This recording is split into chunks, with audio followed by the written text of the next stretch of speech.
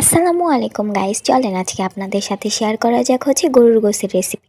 প্রথমে আমি গোশতটাকে কেটে ধুয়ে পরিষ্কার করে নিয়েছি। এখনও প্রেসারে আপনার গরুর গোশতটা দিয়ে দিয়েছি। তারপরে একে একে আমি সব মশলা দিয়ে নিব। প্রথমে আমি তেল দিয়ে নিলাম।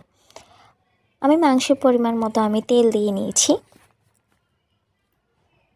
তারপরে এখানে আমি মরিচের গুঁড়া, হলুদের গুঁড়া, লবণ, জিরার গুঁড়া সব ধরনের মশলা দিয়ে নিলাম।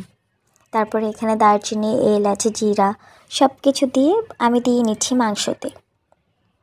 তারপরে এখানে দিয়ে নিচ্ছি আলু, কিছুটা কাঁচামরিচ আর বেশ পরিমাণ পেঁয়াজ।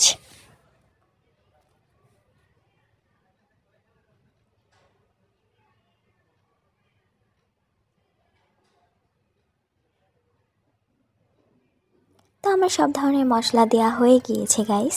এখন আমি সব কিছু ভালোভাবে মাংসের সাথে মিশিয়ে নিব।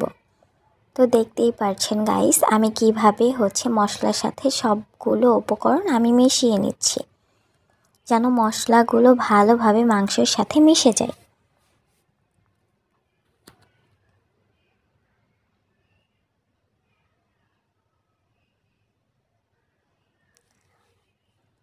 তারপর গাইস এখানে আমি দিয়ে নিয়েছি রাঁধুনি গরুর মাংসের মশলা।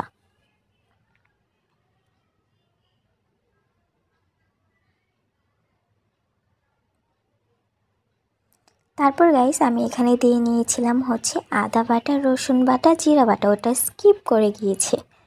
তো আমি মশলা দিয়ে ভালোভাবে মাংসের সাথে মিশিয়ে নিচ্ছি। যত ভালোভাবে মাংসের সাথে মশলাটা মেশাবেন তত তরকারি অনেক মজা হবে। তো আমি একটু সময় নিয়ে ভালোভাবে মাংসটা মিশিয়ে নিচ্ছি।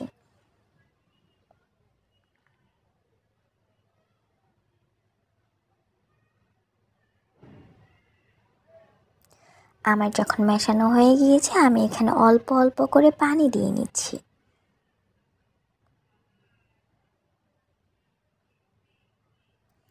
গাইস আপনারা আপনাদের পরিমাণ মতো পানি দিয়ে নেবেন, যেন মাংসটা সিদ্ধ হয়। আমি সেই পরিমাণে পানি দিয়ে নিচ্ছি।